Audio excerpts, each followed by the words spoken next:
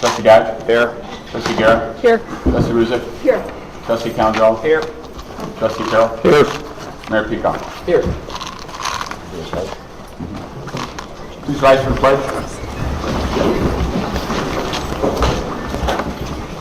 I pledge allegiance to the flag of the United States of America and to the republic for which it stands, one nation, under God, indivisible, with liberty and justice for all.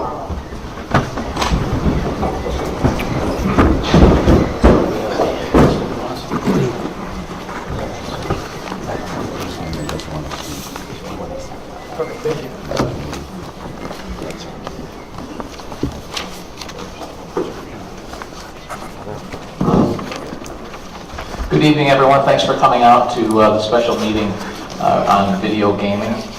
I want to, for the most part, it's going to be time spent for you to speak to us. I want to remind everyone there's a 3-minute limit on your comments. Additionally, for those of you who spoke at the last town hall, there's no need for you to speak again. It is on record. We have heard it. We do have it in the minutes. Obviously, we're not going to stop you from speaking again, but if you've already made your point, for the benefit of the many others here in the stack that want to speak, and keeping the evening short with the snow and everything, we do have all that information we do already have, and it is already recorded, and all the village board is aware of the comments. So with that said, I'll first start to see if any of the board members have any comments before we begin. Okay, with that said, William Barra.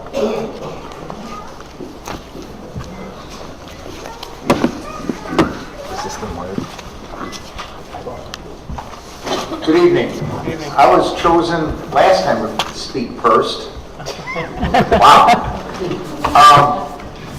I'm rather fortunate to be called again, if that's okay. Now that I heard what other people had to say, I know people came up with all these facts and figures of the dilemma of gambling, and it's going to be the downfall of the village and this and that and the other, and all the other numbers. I mean, geez, they got numbers for everything in life, everything. The effort going into these numbers, it's like, all right, it does mean something to an extent. But when you get other villages that allow this video gambling, our police commissioner went about to the other towns that have this, talked to their police commissioners, found that there really is no crime going on or anything like that. It's basically people that are of age doing this gambling.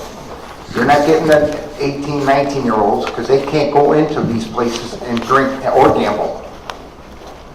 And I think the younger people that are like in their 20s or something like that, they'd rather go to Vegas or somewhere where have a lot of fun. These are just, what do you get, 5 machines in an establishment, that's it, and they're off in a corner. They're out of the way, there's no bells and whistles. In our town, I believe, I heard last meeting, we don't allow the signs advertising that they come in and gamble. So it's just, like I said last time, I'll go to some places and I see the elderly go in there and they drop 20 bucks. They have fun. Sometimes they win, sometimes they lose. They've been doing this all their life probably. Maybe they went to Vegas 50 years ago. Bottom line is, it's a money maker. It puts the rest of our businesses in Orland that pay taxes and help the community thrive. It just keeps more of our people maybe dropping a few bucks at the gambling place and having a pizza and a couple of beers. And it's just rolling in the money, and it's, like I said before, it's a no-brainer. If the other towns are doing it successfully, why can't we? I know there's pros and cons. We'll let that all happen tonight. Thank you. Thank you. I apologize, but I forgot to have Joe Lamargo give an overview of the ordinance and then also Chief McCarthy speak. So Joe, go ahead.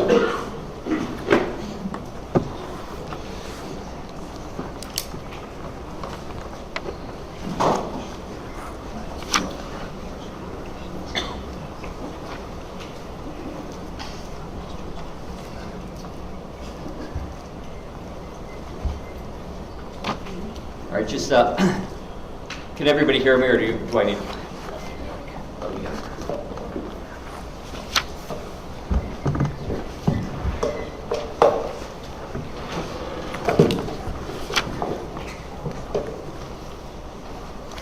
So just to give an overview for those that may not have been here a couple weeks ago. Back in 2009, the village board did draft and approve an ordinance to prohibit the video gaming within the corporate limits of the village. And currently, what the board is doing right now is just reviewing the current gaming ordinance and the impact that it has had on Orland Park residents, potentially those losing business to communities that allow video gaming. We do have a number of untapped home rule revenue sources, including video gaming is one of them.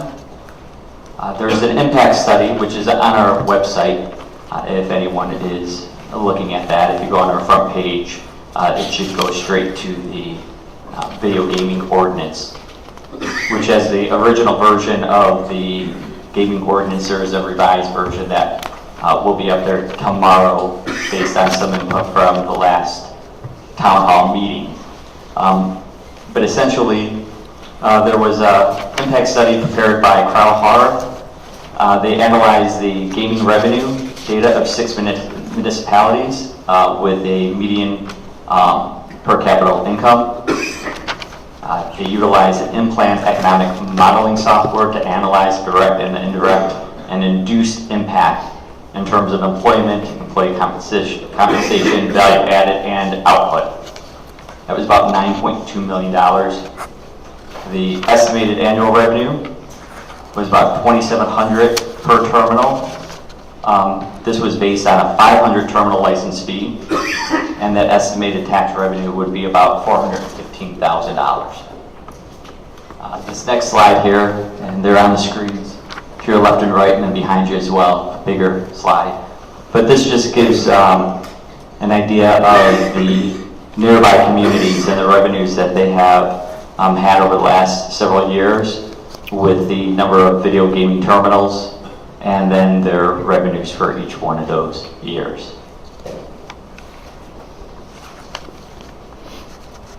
There was a survey that was conducted by the mayor's office, and out of all of the establishments that would be able to obtain a video gaming license, there were 37 businesses that said no, there were 23 that said yes, and right now there were 7 that were undecided. There were a number of restrictions that are being considered. One is that it would be limited to Class A liquor license holders, and a Class A liquor license holder is considered a full-service restaurant that has a kitchen and full food menus.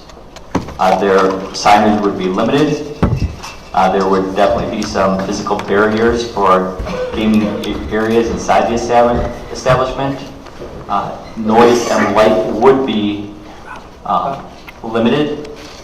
There would also be a village warning sticker on the entrance, so those that did not want to patron a premise or go into a premise that had video gaming, it would be full. People would be know about that prior to walking in. There would be waiting periods for new businesses, and there would be video surveillance and alarms for each one of those areas. Just a quick overview. Again, all this information is on our website if anybody wants to look at it in more detail.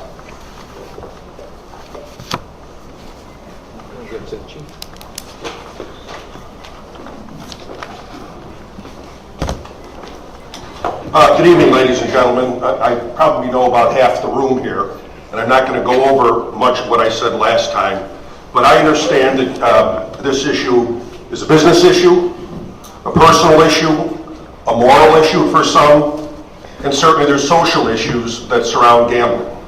And police end up addressing the consequences of the social issues. But we also address the consequences of social issues such as alcohol, prescription drugs, and many other things.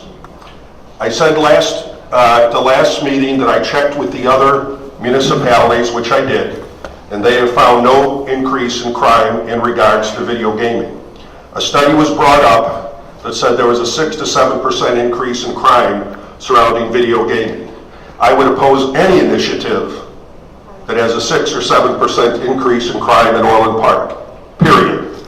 That study, however, was one done by the University of Illinois, which doesn't, on behalf of the city of Chicago, if we could clarify. And what they did was a study of communities on the border of the city of Chicago.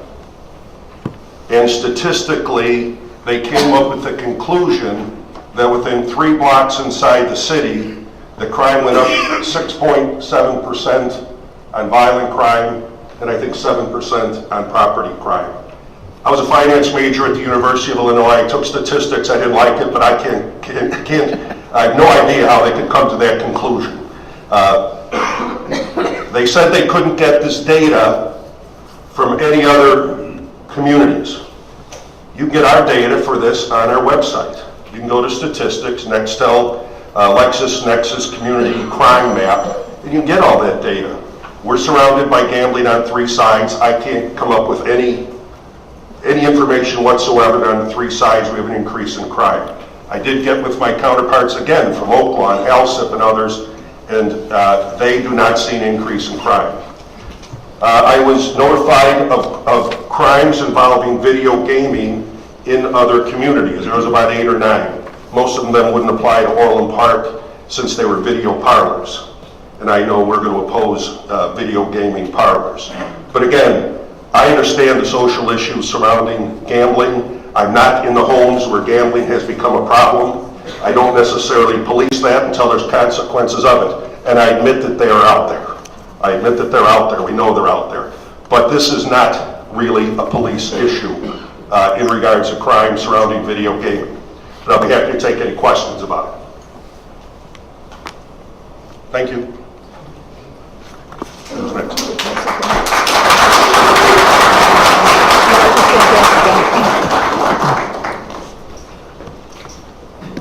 Thank you, Can Chief. I add one other thing? Sure. If this passes, and I have no idea how it's going to go, I'm not the most popular person with our bar owners in Orland Park, because we hold to a pretty high standard, they will tell you, if an incident takes place in and around a place that serves alcohol. It's called conduct of licensee, and I'm probably pretty unpopular with many of the owners, because we hold to a very high standard. We hold to a high standard because no one business is that important to Orland Park, but having someone hurt in one of our places, particularly one of my policemen, I take a dim view of. So I can assure you, if this passes, and I have no skin in this game whatsoever, if this passes, I intend to hold them to the highest standard I possibly can on the gambling as well. Thank you.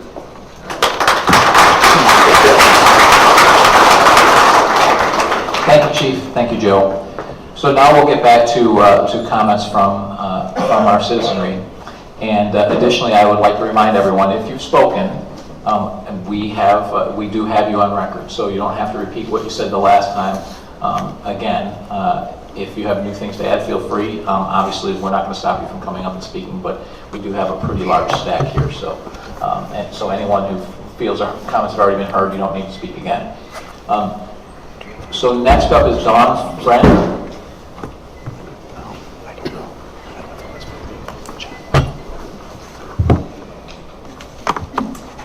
My name's Dawn Friend, and I'm a 20-year resident of Orland Park. Like so many others that I spoke last time, I surveyed my friends and my neighbors, and I couldn't find anybody that supports video gaming. The closest I got was one person who said they didn't care. Personally, I think it's tacky, and that would reflect on Orland Park. It concerns me that higher-end restaurants won't consider opening in Orland Park because of it. I do understand the restaurant owners' concerns about remaining competitive and the need to attract and keep customers. At the last town hall meeting, one business owner challenged the audience to support local restaurants. I believe if you have good food and good service, you can succeed in Orland Park. My husband and I eat out regularly, We've tried many local businesses, but we only go back a second time because of the food and service.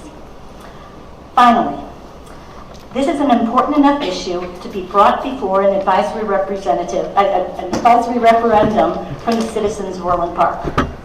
If the community believes it's a good idea, I believe approval of the licenses should be voted on by the entire village board to preclude the possibility of impropriety as a result of campaign donations. I'm sure President Pico, as a recipient of those donations, you would agree. Thank you.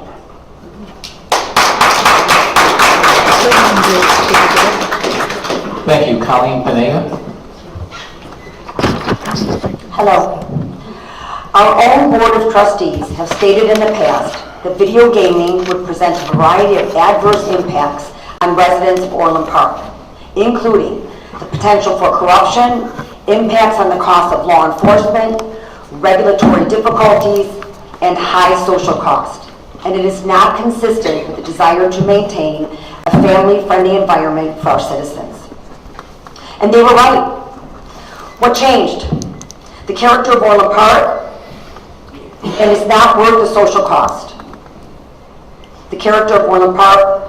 For every $1 brought into our state from video gambling, taxpayers pay $3 to address the accompanying optic in addiction, crime, and bankruptcy. I like the way Orland Park feels. I like the way Orland Park looks now. These 15 businesses profess that they are at a disadvantage when compared to similar businesses in towns that allow video gambling. I disagree. In fact, I would say they are at a great advantage because they're in Orland Park. They're in our town. Businesses are attracted to Orland Park because of who we are, how we live, and what we represent. A total of 175 Illinois towns have opted out of video gambling, which are Barrington, Burr Ridge, Downers Grove, Evanston, Frankfort, Highland Park, LaGrange, Oak Brook, Payless, Payless Park, Payless Heights, Winnetka, and Orland Park. And we're in good company. We don't need it. We don't want it. We want to keep Orland Park on this list. Thank you. Thank you for your comments. Jerry Steckmiller.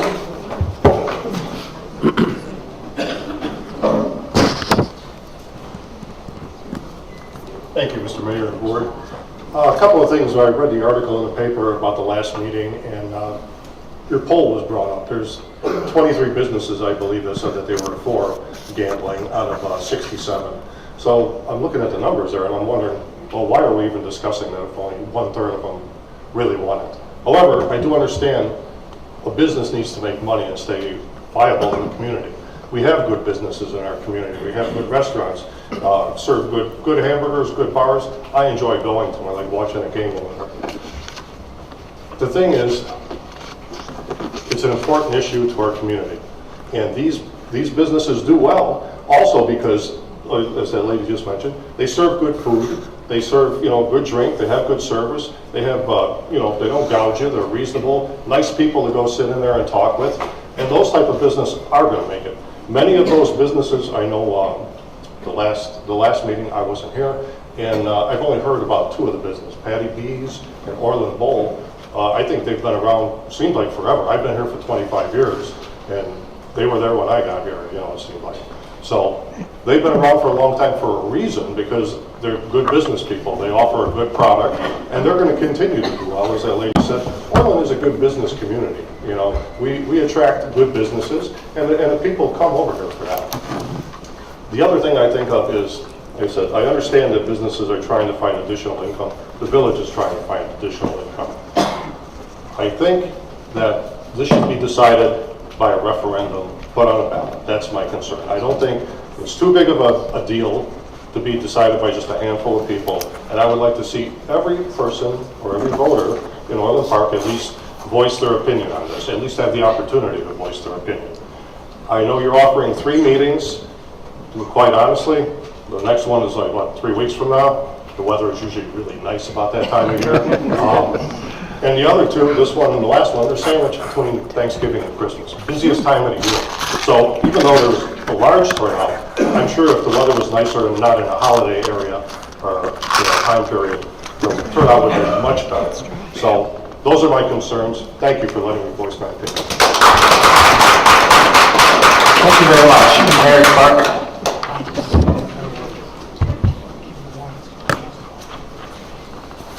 Hi, I'm Mary. I've lived in Orland Park for 30 years. What am I doing? I've lived in Orland Park for 30 years, and I have a lot to say. One of the things is, I've been to every restaurant, every bar, every bakery, every theater in Orland Park at least 7 times. I ran an Oktoberfest for 7 or more years, so I can tell you who needs a paint job, who needs wallpaper done, who needs their lights done, who needs their rugs cleaned. I can tell who needs their washrooms run. I think it comes down to hearing other people talk. It just seems to be the people's fault, not some of the restaurants' fault. You got to spend money to make money. I was in a restaurant with 6 friends a couple of weeks ago in Orland Park. We got there at 1 o'clock, we left at 3. Took us an hour and 15 minutes to be served, only because the restaurant only had 1 waitress. They had 3 tables with a lot of women talking and wanting baggies to go and separate checks and all that kind of stuff. So some of our party left. I had people from Chicago, from Evergreen Park, from Mokina, from Frankfurt, and from Orland Park. They said they'd never come back again. Service is very important. I mean, look at the Olive Garden, they don't have to worry about it. Or look at Texas Hold'em, they don't have to worry about it. Oh, Texas Roadhouse.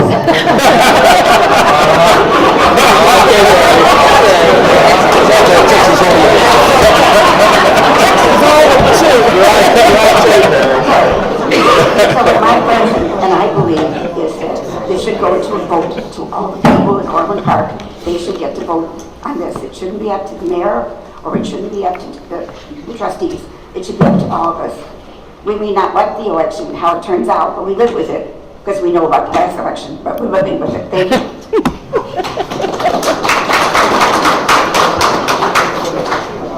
Thank you very much. James Bain.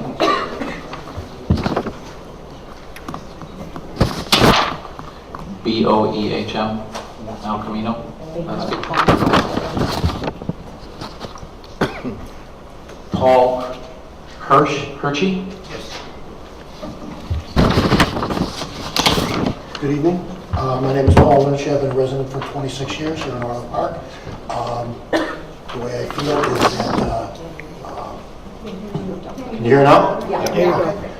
The way I feel, I would be for anything that would bring in tax dollars for the community of Orland Park, as long as crime wasn't involved in it at all. Personally, I think that you might consider giving it a 5-year trial. If it's a problem after 5 years, cancel it. You can always cancel it. And so basically, there's gambling on all 3 sides.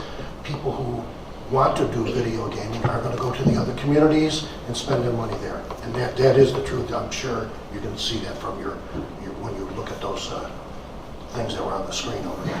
So anyway, my opinion is that if it does make money, I would like to see that money go towards tax relief for homeowners. Thank you.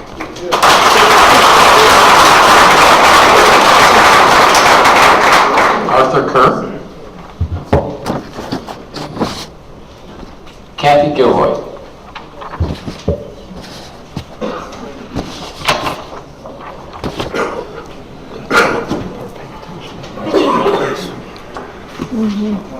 What small percentage of Orland Park businesses pour liquor? If you are pro small business, are you pro all Orland Park small businesses, or just the small percentage that pour liquor? Orland Park liquor pouring establishments are wanting to level the playing field with liquor pouring establishments in other towns. Let's discuss a level playing field within Orland Park. How does allowing liquor pouring establishments to profit from yet another vice level the playing field with non-liquor pouring businesses? Allowing slot machines helps only the liquor pouring ones.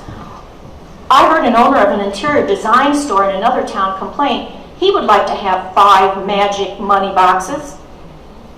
Liquor pouring establishments already have a leg up on other businesses.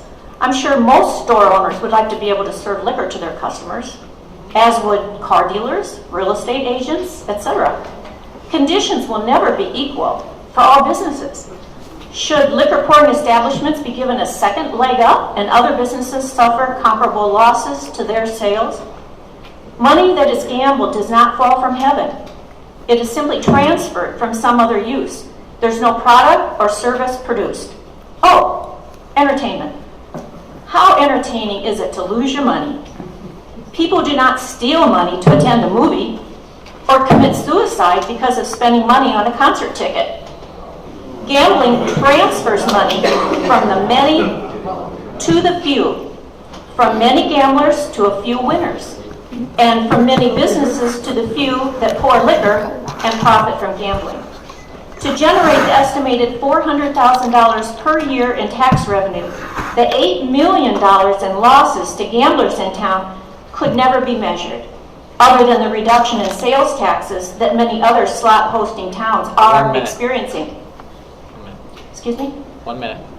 Making a harmful activity legal does not remove the harm. It simply changes the legal consequences. It's a fact that increasing the places and proximity of gambling also increases the number of addicted gamblers. When Iowa residents got fed up with slot machines too close to their homes, the state of Iowa reinstituted their ban. South Carolina also reinstituted their ban. Why do you think those entire states have now banned convenience gambling? It is said that those who do not learn from history are doomed to repeat it. Gambling became so prevalent in the 1890s that it was made illegal nationwide. Are 21st century slots less harmful than 19th century cards and dice? Hardly. Today's slots are designed as Skinner boxes for people. Remember where the rats push a lever to get pellets? Today's slots are purposely designed to be addictive. Don't join the Flat Earth Society and deny that gambling causes harm. Only slot route outfits who receive 35% say yes. Residents vehemently say no. Even the majority of liquor pouring establishments say no. Thank you. Thank you very much. Tim McFarland.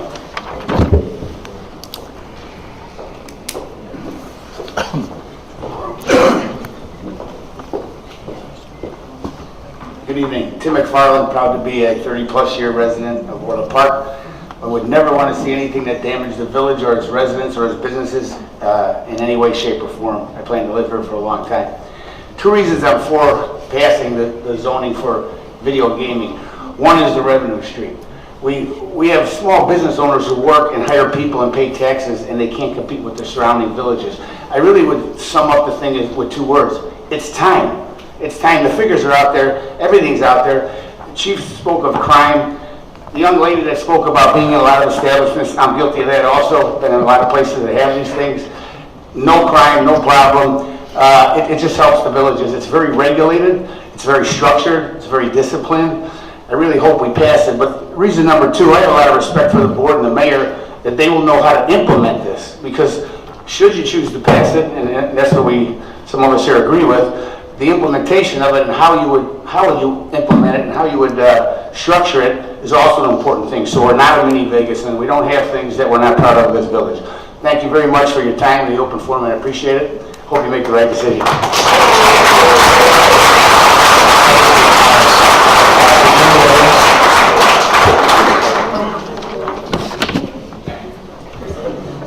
Good evening. My name is Virginia Williams. I'm sitting back there and I'm listening to what everybody is saying, and I'm watching your faces. I can tell exactly which one of you are for this. I suggest that you stand back and turn this over to the residents. Let them make the decision. Mayor Peacock, I voted for you. I know what you said you stood for. Don't let them put this on your back. Make your decisions. In going around and getting these petitions that I've gotten, I've listened about money you have taken. And I had said, I don't think the mayor is involved. The reason why? It never came to other people for the residents to decide before who was going to be, if we're going to do gambling or not. McLaughlin took care of it all. No, that's it. I hope your trustees, Mayor, is not baiting you for a big fall, because that's what I am getting. I'd hate to see that happen. This should be done by the registered voters. And I know that you could put this to the registered voters without us going for these petitions, but nobody thought about that. I think it's time, people, to think about your registered voters, because there will be an election coming up, and you saw what happened with the last election when they didn't like what happened. We have used incentives to get hospitals and office spaces, builders in here to go ahead and build here. We don't need to give incentives. We need to put streets and sanitations back on the map again, because they were told they were going to have to cut back because of finances. You took away our handicapped children. People that have been here working for over 16 years got laid off. Tell me why. Don't tell me because of money. Because you sit up there and you spend it like nobody's business. It's time to back off and let the people get involved. That's the way that it should be. Thank you. Thank you very much for coming.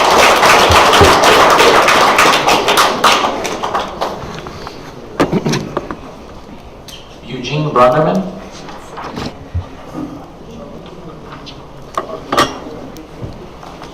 Hello, Mayor Board. My name is Eugene Brunderman. I'm a resident of Orland Park for over 42 years. I see nothing wrong with bringing gaming in. I think it's a choice for the person. If they want to gamble, let them gamble. If they don't, like I said, they're going to go to another town if we don't have it. And if you can't be responsible for yourself, you know, it's not up to the board, it's not up to the police chief to be responsible for me for what I do, you know, to tell me I can't. Well, you know, you're worried about drinking, well, let's close all the bars. Let's get rid of liquor in Orland Park. I mean, that's kind of the thing I'm hearing, you know, if we're worried that much about it, you know. It's a personal choice if you want to play the games. If you don't, then I don't. I go to establishments that have them. My daughter works in a place in Mokina that has it. There's people from Orland Park there playing the games. Why shouldn't our people in our town be able to do the same thing? It's a choice of your own. It's not anybody else to tell you what you can and cannot do. It's not right. Thank you. Thank you for your comments. Steve Larocco.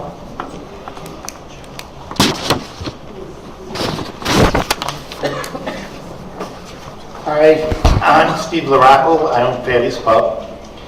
And I had Fat Sam's before Fatty's Pub. I've been in this town since 1976. 1983 we had Fat Sam's. And it's a good village. It's been good to my family. We just want a level playing field. We don't force anybody to drink. We don't force anybody to smoke. We don't force anybody to come to our establishments. It's a hospitality. If you drink, that's your, like Gene said, that's up to you. We're not forcing you to come into our establishment, to gamble. Gambling's going on. There's lotto. That's a form of gambling. That's okay, and I see a lot of people lined up for that. Okay? We know that this revenue will go back into the village. It'll go back into the village. The lotto, you don't know where it's going. This will go back. Then they can decide where it goes, and you as people that live in this village can decide. I can't see why you would want to turn that down, and we are losing customers, good people, that don't want to have to drive outside of the village to gamble 10, 20 bucks. I just don't understand it. It's money that can be made here and left in this village to help. Like that lady said, it could help with a lot of things in this village. Keep our money in here. That's all I can tell you.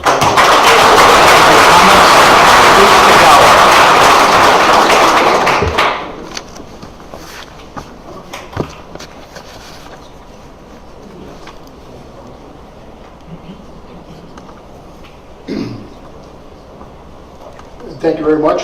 Bruce Kajawa, lived there for 30-plus years, Orland Park. I don't understand why we would put this up for a vote for the citizens. We elected you to make this kind of vote. Something that's this important. Showing where the business is, where the money is going, and how we can prosper. I live by Orland Mall. This year is the first year, last couple of years, that I haven't seen any police officers out there directing traffic. I guess the mall is dwindling, it seems. Our revenue is not coming from the mall anymore. We need to bring up the revenue from someplace else.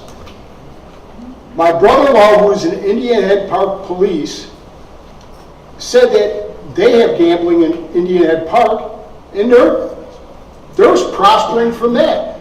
None of the business closed. They haven't laid off any people in the businesses. It was fantastic. I mean, he said it's good. I don't understand why Orland Park, as big as we are, don't look at it and say yes. Thank you very much.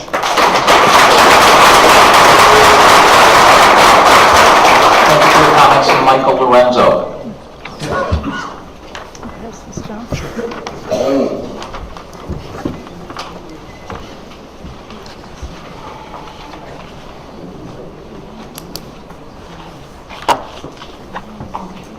Thank you for allowing me to speak today.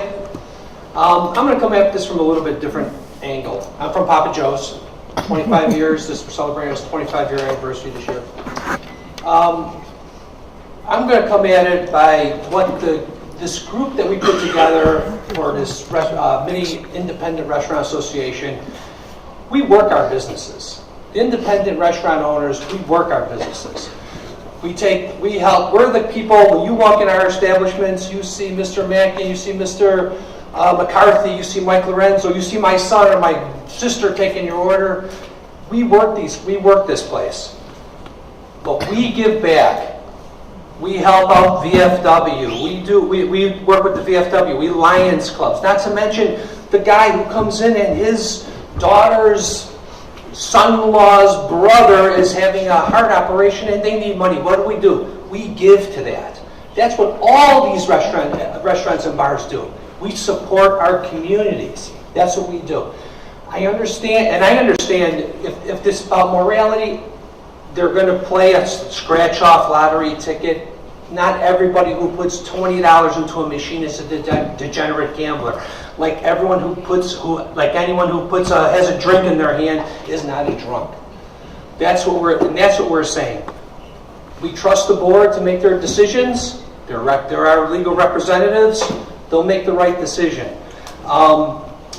As far as the revenues that are going to come out of this, yeah, we're going to read. You know what I'm going to do? I'm going to wallpaper. I'm going to fix my bathroom. I'm going to clean my carpet. That's exactly what we're going to do. Okay. With that extra revenue that we receive, and the village with their extra revenue, we have employees that are working, that are in this area. They spend money in this area. If we lose and gain customers one at a time.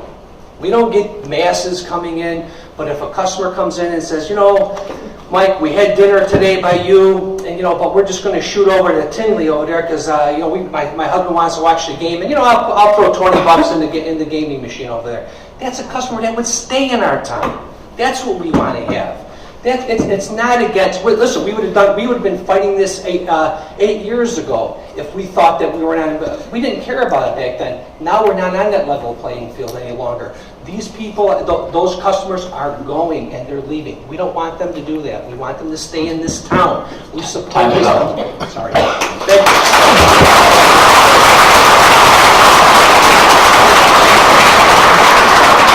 Mr. H-O-A-K? Or Mrs. B H-O-A-K? On Michael Drive? Okay. Stephen Jakimick? Mayor, Board. I'm a resident of Orland Park for 34 years, and my son is owner of a establishment in Lamont. They have video gambling in there.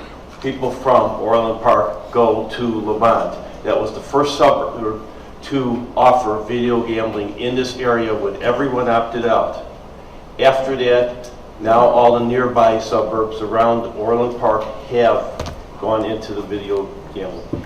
I sat in that bar there, and people just don't come in and sit and play games. You're lucky if they come in once in a while, maybe an older couple. It's not young kids. And they enjoy themselves. It's just an hour of their time that they sit by a gaming machine, and they love it. This is what we're losing, though, from Orland Park. It's going away. We need the revenue in Orland Park. Thank you.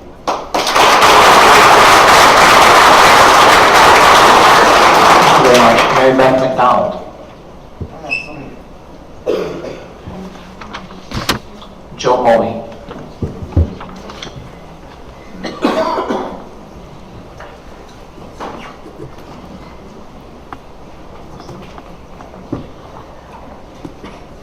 Mayor, trustees, I have a question for Mr. Pappas of Fair Share Gaming. Sir, you should be addressing the board. Oh, that's fine. In our last meeting, Trustee Guerra had asked Mr. Pappas about his firm and what his firm does, and in there he identified them. They will provide amusements and video gambling. But Mr. Pappas's LinkedIn identifies, in addition to having an ownership role with Fair Share Gaming, that he's the Senior Vice President of Government Affairs for Excel Entertainment. Would that be true? And if it's true, I'd like to give a little bit of information about Excel. They control 20% of all video gaming in the state of Illinois, with more than 28,000 machines, video poker machines scattered throughout the state. Do a little homework about Excel, and it ties in to the gentleman who just made a statement that whatever is stated about the restrictions that will be wrapped around this ordinance, with all due respect, and again, I'm happy to provide my sources, but the practice for Excel is that they will create political PACs, political action committees, and they will bring their own people in to run against these trustees that are favorable to their endeavor. And I'm sure with your research you already know this, and in those PACs that are created, they'll bring people on that are more malleable and that will align to their view, which renders anything that's done by this board baseless in terms of what it says about that ordinance. Why that all is relevant is that then you have to ask, what is in it for Excel? I use 28,000 reasons that exist right now. Then I ask you, Mr. Mayor, one final question. When Excel comes in, and it will, when the gas station wants video gaming, what do you say? Because after all, you're quoted in the press as saying that you don't know winners from losers, which now means it opens a whole window. It's a Pandora's box. And I wish to say that it was that simple, but it isn't. And that's the reality. And I'm on record here as saying it first, and I hope I'm wrong. Thanks very much.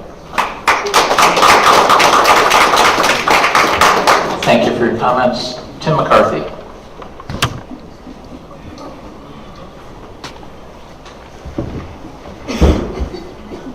Mr. Mayor, I'm Tim McCarthy. I've been a resident for 47 years. I was blessed in 1971 to be at a town hall meeting when we decided we were going to get Orland Square as opposed to a pig farm. For those that aren't here, that's what it was. Thank God we got them all. But anyway, I took the liberty of preparing a fact sheet and I placed it on there. I want everyone in the room to please take one. And I'm not going to go over it because I only have 3 minutes. But the reality of it is, the facts that I put forth here, I'll be willing to defend outside the room after the meeting. But collectively, I represent 10 businesses, all families. We've been in this town for 150 years collectively. We have invested hundreds of thousands of dollars in our business. We have over 200 employees who depend on us for a living. We are a family business that operate under the strictest rules in the state of Illinois. I gave a copy of the ordinance. Please take it. We have gone over this and over this. And the reality of it is we've been doing this for 8 years. Thank you for the comment about Patty B's. But we are in a very critical position. I'm 100 feet from home and friends, and I'm getting beat up. If you want my 14 or 16 employees to have a job, am I considering leaving Orland Park? Yes. Do I want to leave Orland Park? No. That's the bottom line. People leave my bar, leave my restaurant, and go 100 feet and gamble. I can't compete. Period. We pay taxes. We pay over $500,000 a year in property tax. We pay hundreds of thousands of dollars in sales tax. Video gaming will provide much needed income for the village to finance civic programs that we are currently losing in this village. This is our facts that I put on that table. I want everyone in the room to pick one up because this is a very important decision for this board. We've been involved with it for 8 years. My final fact, 10, we want to remain in the Village of Orland Park and operate our business and continue to support our service clubs and local sports teams and benefits for people in crisis, period. We know nothing about Vegas syndicate or something coming in here. That's all I'm hearing tonight. No one has produced one fact why we're being denied the right to compete. Therefore, you have to have faith in us. The people I stand with, Mackey's, Papa Joe's, Petey's, we've been here forever. Do you think we're going to do something stupid or allow our town to be taken down? In 1977, I took an oath to protect the lives and property of the people of Village of Orland Park as a police officer. I've been true to my oath. I am not going to sell my business down the drain for my children. Let's think about this. The board needs to make a decision. We are up against time. Time is up. Thank you.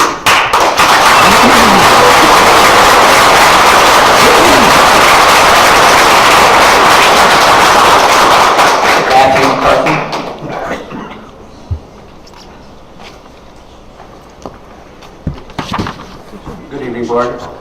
I am currently not a resident of Orland Park. I grew up in Orland Park, though. I moved out about 15 years ago. But as a future business owner, I think it's a very important issue to me. The Orland Park that I grew up in, it's not like the Orland Park it is now. I mean, you go down the street and you see just all these corporations and these big businesses that came in, and it's just more pressure on the family businesses. We're not only fighting them, but now we're competing against the neighboring towns that have gambling. It's just setback after setback after setback. I mean, this is a way to really help us out. This is what small businesses need. We're obviously very emotional about it, very passionate about it, because we want to stay in Orland Park. I love Orland Park. It's a great community. I went to high school at Carl Sandburg. We want to stay in Orland Park, and I'm afraid what would happen if we don't receive the help we need. So thank you very much, guys.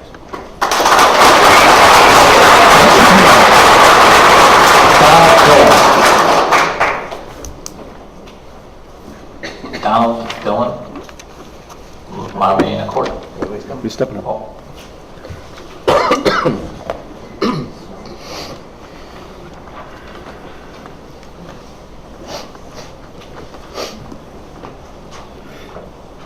Yeah, I've been in Orland Park 35 years, owned a construction company for 35 years. All the restaurants, bars that I've gone to, we've made a lot of money since 2008. Things have went downhill. When things were going right, bars, restaurants, my company, we helped out wherever we could in the community. We still help out today in different ways. As far as the gambling goes, the money that can help the veterans, homeless, senior citizens that need help, different programs that are in the village that are short of money right now, they could use the money. I'm sure that this could help things out. And like everybody said, as far as gambling, I've gambled 4 out of 7 days for probably 25 years. And I've seen a lot of people from Orland Park, a lot of people from Tinley Park, before it all came into the other villages. And people are going to gamble if they want to gamble. They're not going to gamble if they don't want to gamble. And as far as the trouble goes in the villages, maybe you should take a survey all around. The people that gamble in Tinley and all your other suburbs are probably from 40 to 80 years old. They're not younger. They're too busy on their phones. But the people from 40 to 80, it gives them something to do when they're, you know, out with their husbands and out with their friends at night time. But that's about all I can say. And as far as the bars and restaurants, they've always done good for Orland Park, I thought. Thank you.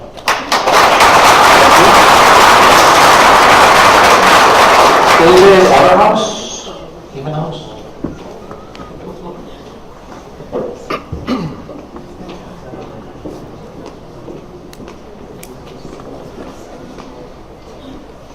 Good evening. I've been an Orland Park resident for about 20 years. I like Orland Park.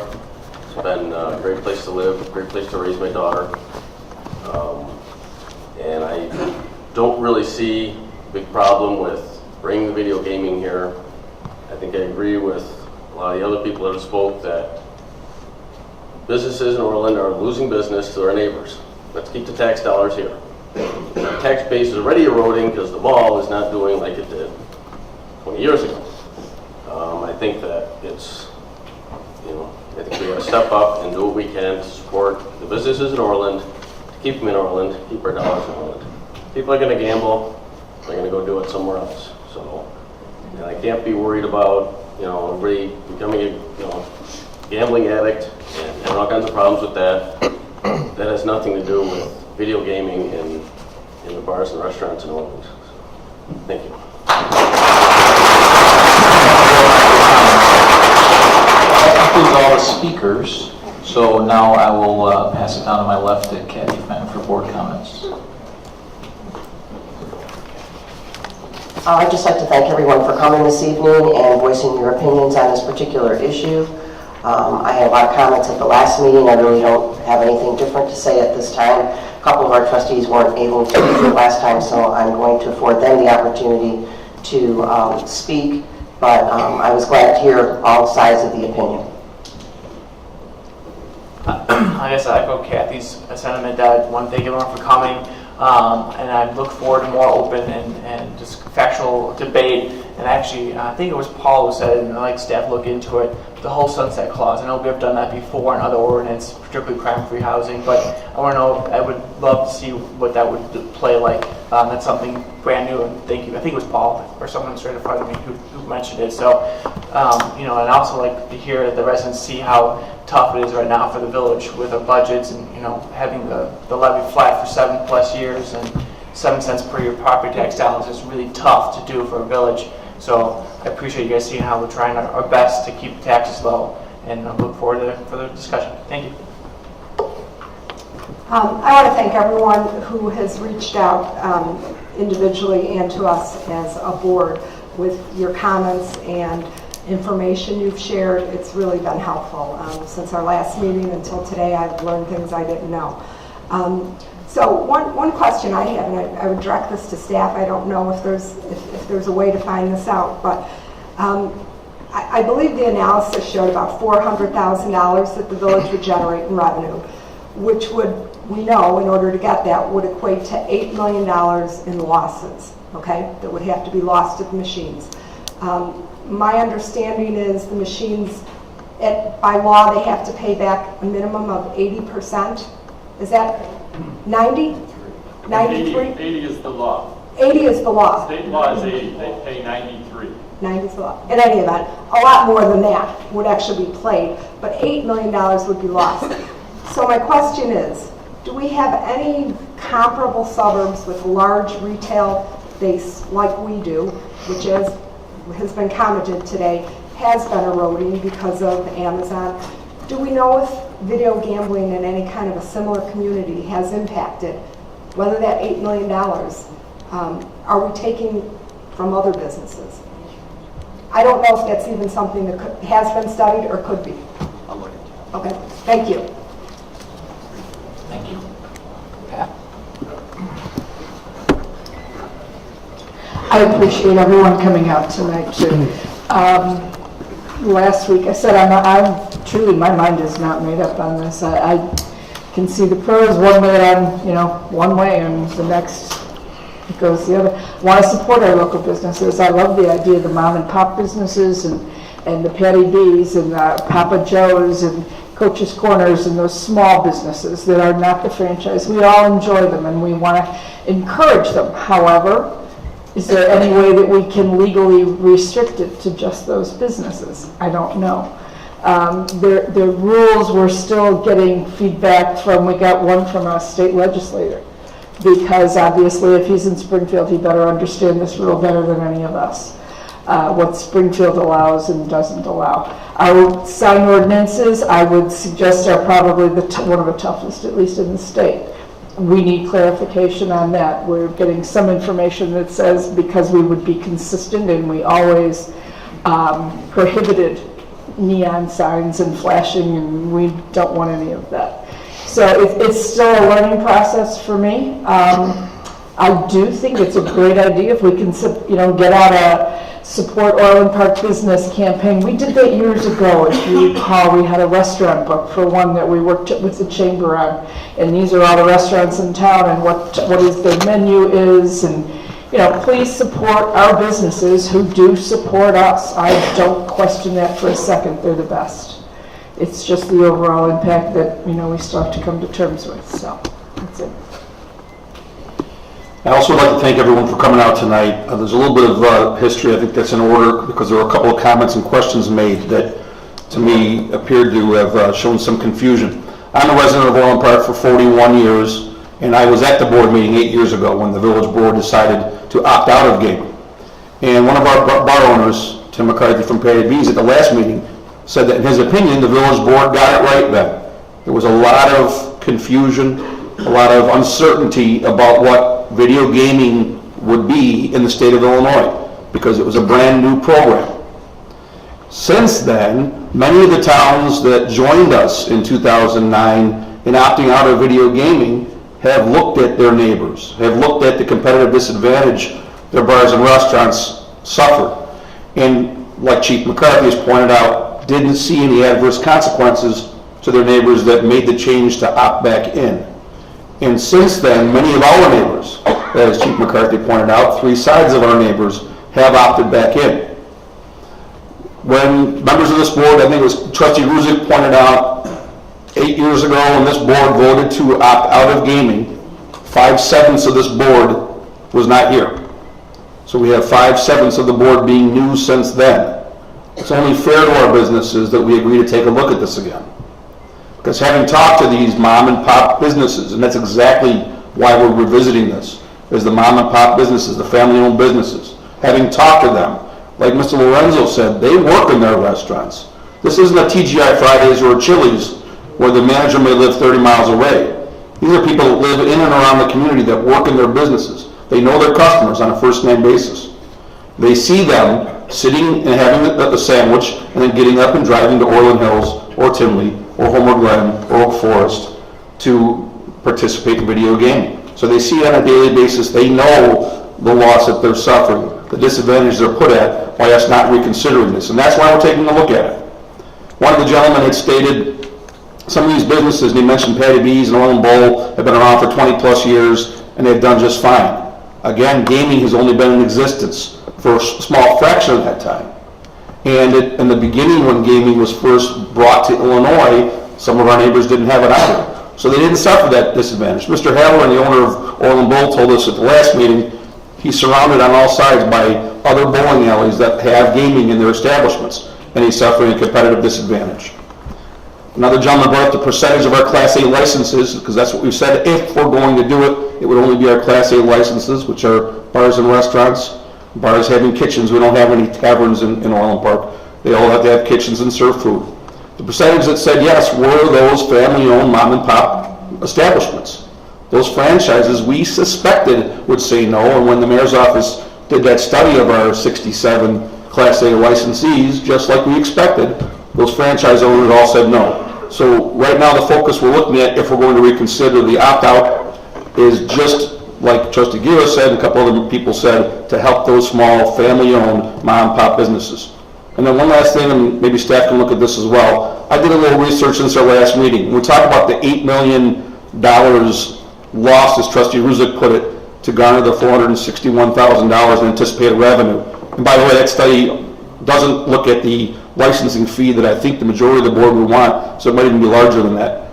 My understanding is with my research, if someone puts $20 into a machine and builds up a balance of $500, that $500 goes towards the $8 million that's wagered, not the $20 you put in. So I look at that further, because when I did the research, that's what it appears to me. When someone puts in 20 and it builds up to 500, that 8 million we're talking about, that's the $500 figure, not the 20 that was put in.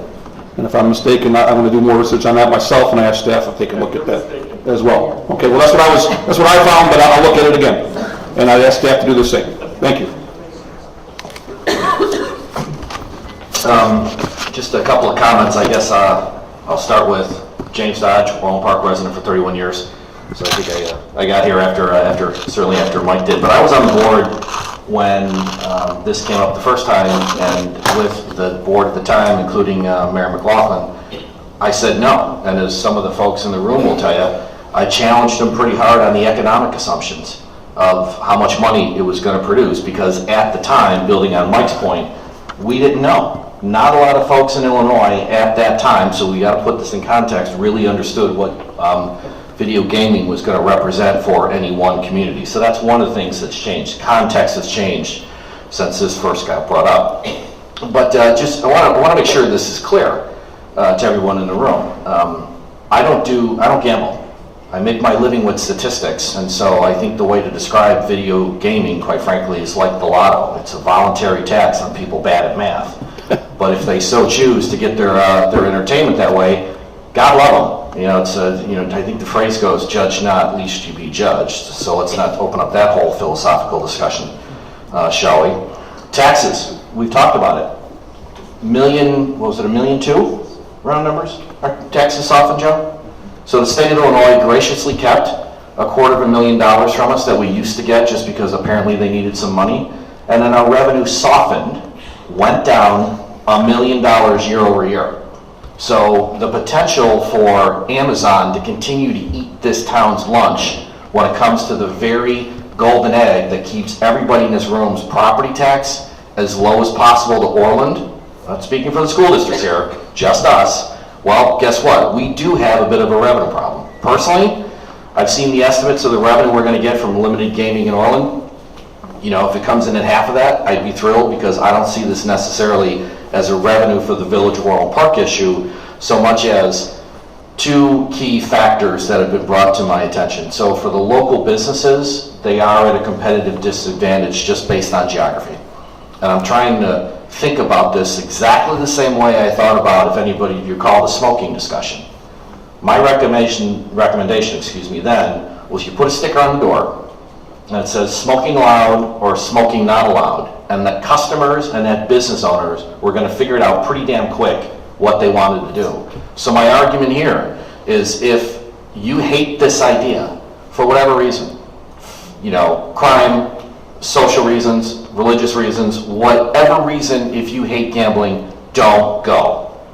You'd be fully empowered to not let your foot cross that threshold, and don't let a single dollar out of your wallet to give to somebody, because if I'm right that it is a voluntary tax, you're going to contribute to somebody else down the road here making money. So that's one of the things that we're trying to solve for, because I do think these local businesses are at a risk. I, for one, have been the strongest advocate for we're not changing the sign ordinance. So one of the questions in my mind that's still an open question is, I have zero interest in turning Orland Park into something like George Bailey running down the street in Pottersville. We're not doing it. I've been adamant about this for years. We're not going to allow flashing neon signs outside of buildings. We've got some lawyers looking at this to make sure that it would stand up to the Supreme Court, as in the First Amendment. So we've got to think it through carefully. Nobody, I for one, don't want to see a whole bunch of, what's the technical word I'm looking for in signage and zoning? Crap being displayed in Orland.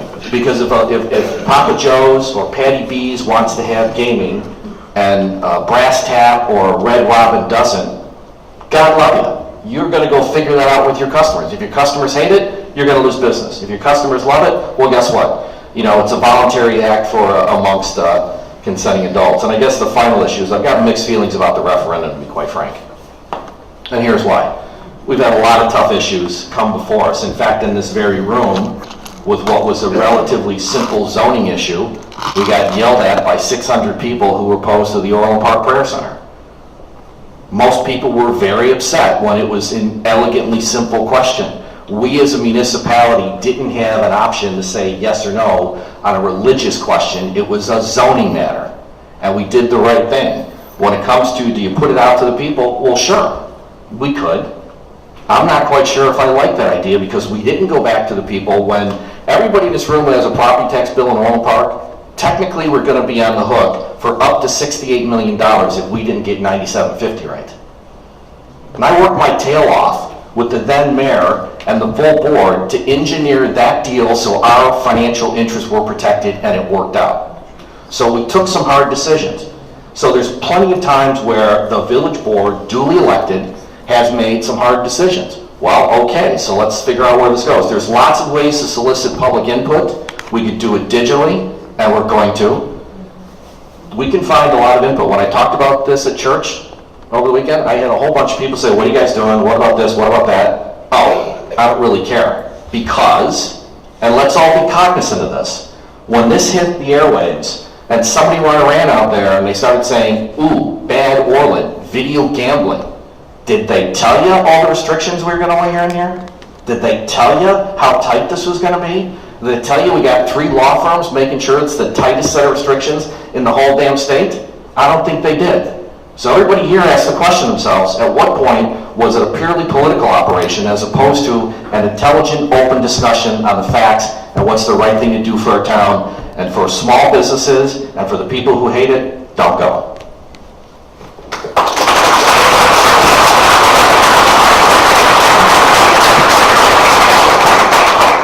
Board members for your comments. I'll keep my comments, well, some of my comments brief. I actually have an email here which I think is you'll find interesting. I have 37 years here with a 14-year hiatus in the middle, so about a third each. But I was here when pre-mall. And I'll get back to that a little bit. But one of the things that came up in the last meeting, and it's come up 3 times tonight, there was the money taken issue. And probably bad politically to talk about this in this forum, but I will. There are people that I know that have donated to me that are in support of this. There are people that I know that have donated that are against it. It's probably pretty close as far as the dollar values. None of them, to their credit, none of them have ever asked me how I'm going to vote on any of these things, including people today who spoke against it. They didn't ask me how I was going to vote on any of these things because they shouldn't. You wouldn't want me taking dollar tallies, or anyone else here in this sitting at this table taking a dollar tally of who's donated for and who's donated against to make decisions. Generally speaking, do you support me? You're probably not going to support everyone at this table. You may support a lot of us. I would hope you don't support us on every single issue through 2 years. I don't agree with my wife that much. So you're going to disagree with us on issues. The question becomes, are we going about this process the right way? Are we being thoughtful, whether you agree or disagree? Are we taking the time to listen? I think we are. I do want to reiterate to some people in the room that I didn't drive this. As I said during the campaign to many of you, I told you what my position on gambling, anyone that asked, was that philosophically I'm not opposed, but if we were to do it, we have to do it the right way, heavily restricted, and we have to make sure that the people are heard. And that's but it was not important to me. It was not an important issue to push forward, and I didn't.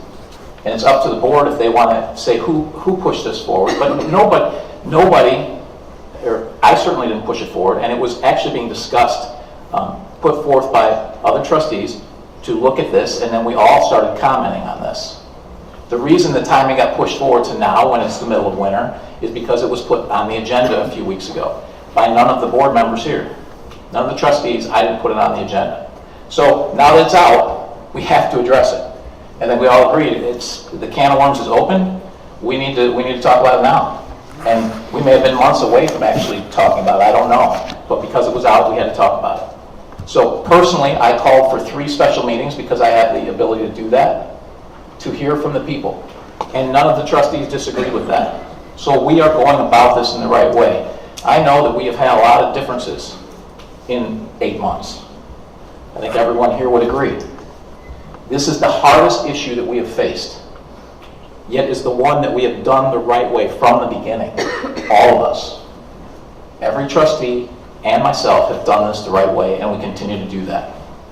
To the referendum point, I am troubled by moving things to a referendum as well. Orland Square did not go to a referendum. I know this pretty well. My dad lost the next election because he voted for the mall.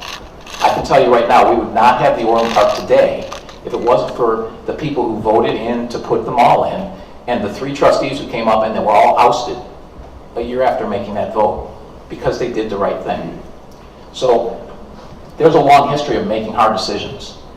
Just since I've been here, we've had hard decisions that we've made as a board that there are people that say, well, you should bring that to a referendum. You can't bring everything to a referendum. The referendum is to elect 7 officials to make these decisions and to go about it the right way and to listen to you. We've talked about minimum wage. We've talked about sick pay. We've made decisions on what parks, what roads to invest in and spend our capital. There have been a lot of decisions. We made a decision to get out of 9750. There have been a lot of decisions that we've made as a board that are difficult. We didn't bring them all to referendum, nor should we. We will continue to be thoughtful about how we're going about this process. We have one more meeting, but I received an email from an individual. I won't name him, and I'll read the first half of the email because I think it summarizes this. This is a really hard issue. It's hard for a lot of us. So the email goes like this. Your email update was forwarded to me, and I'm thankful to see your continued thoughtfulness to try to ascertain the will of the people of Orland Park as you make decisions. This particular email has to do with allowing and regulation of video gaming in Orland Park. Let me say from the outset, I am against any video gaming in Orland Park. Will regulated video gaming create any significant problems in Orland Park? And the answer is no. Will video gaming in Orland Park create any significant gains in Orland Park? Again, the answer is no. So why am I against allowing video gaming in Orland Park? The answer is because it's another ding against the moral fiber that makes up this community. Now that was the email that I received. And my difference with this individual is personally, I am not morally opposed to gambling. There's lottery, there's fantasy football, Super Bowl squares, March Madness pools. I was, in fact, right after this issue came up, invited to St. Francis to attend a casino night. And when I walked in the door, there were $100 raffle tickets for charity. All of those are forms of gaming. The question is, it's a very gray area.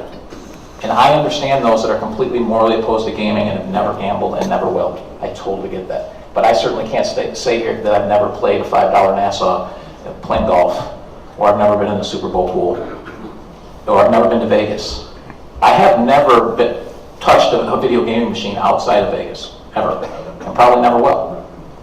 But back to Trustee Dodge's point, I think that's a dilemma we all struggle with, is giving people the right to make their own choices. So I said the other night, I thought Illinois made a mistake when they allowed gaming everywhere in the state. I thought it would not help the state. Unfortunately, that's not what we're faced with. We're faced with the fact that it's surrounding our community and it is in the state. So those are the facts that we have to deal with here on the village board. So with that, I'll take a motion to adjourn the meeting. So moved. Second. Call the roll. Trustee Carroll. Aye. Trustee Fenton. Aye. Trustee Guerra. Aye. Trustee Ruzick. Aye. Trustee Calandralo. Aye. Mayor Pico. Aye. Thank you very much, everyone, for coming.